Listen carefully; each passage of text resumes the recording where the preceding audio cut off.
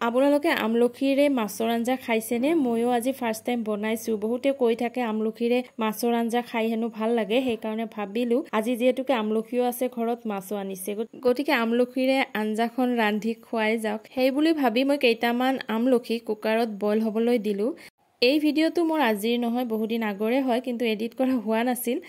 আৰু এয়া মোৰ আমলখি কেইটা বইল কৰা হৈ গ'ল। আৰু এতিয়া মই আমলখিৰ গুটি কেইটা উলিয়াই ল'ম আৰু পিটিকি ল'ম ভালদৰে।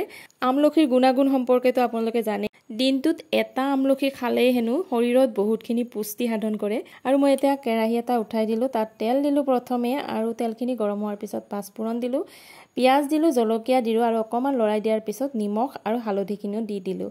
আৰু মই লগতে এটা আলুও বইল কৰি থৈ দিছিলোঁ। প্ৰথমতে মই ইয়াত আলুটো ভাঙি দিলোঁ। এতিয়া অকণমান লৰাই দিম, আৰু অকণমান ভজা টাইপ হোৱাৰ পিছত মই আমলখিখিনিও ইয়াত দি দিলোঁ। এতিয়া গোটেইখিনি অকণমান একেলগে লৰাই দিম, আৰু অকণমান ভজা টাইপ হোৱাৰ পিছত মই ইয়াত পানী দি দিম। আৰু এই আঞ্জাখন খাই মোৰ ভালেই লাগিছিল, কিন্তু সকলোৰে ভাল লাগিব যে সেয়া মই নাজানো। সকলোৰে জিভাৰ জুতিটো অকণমান বেলেগ বেলেগ হয়, অকণমান কেহা কেহা টাইপৰ লাগে, কিন্তু মই এনেকুৱা ধৰণৰ আঞ্জা খাই ভালেই পাওঁ। আৰু যেতিয়া মোৰ পানীখিনি উতলি আহিল, তেতিয়া মই তাত মাছ কেইডোখৰো দি দিলোঁ। আৰু একেবাৰে শেষত আঞ্জাখন একদম হোৱাৰ আগে আগে মই ইয়াত অকণমান গুড়ো দি দিলোঁ। আৰু গুড় দিলে কিছুমান আঞ্জা খাবলৈ বহুত ভাল লাগে। চেনিৰ সলনি মই গুড় কেতিয়াবা কিছুমান আঞ্জাত দিওঁ, আৰু মই খাই বহুত ভাল পাওঁ। আপোনালোকেও এনেকৈ কিছুমান আঞ্জাত গুড় বা চেনি দিয়েনে? কমেণ্ট কৰি জনাবচোন।